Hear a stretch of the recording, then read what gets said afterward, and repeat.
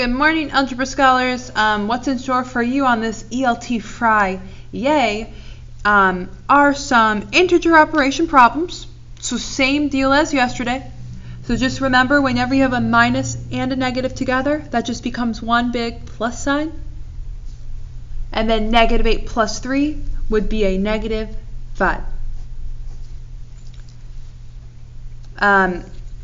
Remember, when you look at multiplication and division down below, you can use your Dorito chip method.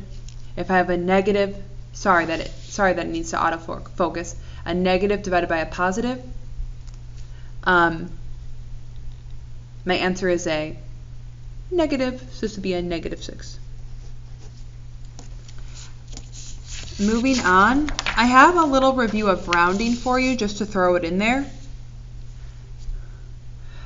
So for number 16, I want to round to the place value that's underlined. And I'm sorry it keeps going out of focus. I'm so sorry. But just try to listen if you can't exactly see if it's blurry. So if I want to round to this number, that means that this is the only number I want. The rest of the numbers are going to be zeros. So to understand if this 9 is going to round up to a 10 or go to stay a 9, I look at the number behind it, the 6. If the number behind the number you are rounding to is 5 or more, you go next door. The 9 will go up. If this number is less than 5, you let the 9 rest. You keep it a 9. So since this number is a 6, the 9 is going to go up to a 10. And then all of the other numbers will just become zeros.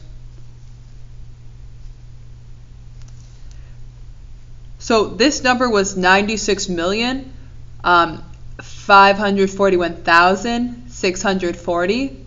I mean, if I have $96 million, I basically almost have 100 million. So that's kind of how I know that this rounding makes sense. The next thing you're going to be asked to do is just plot some points on the coordinate plane. So just remember, you have x and y coordinates. So to plot point B, my x is -2, so I start from the origin.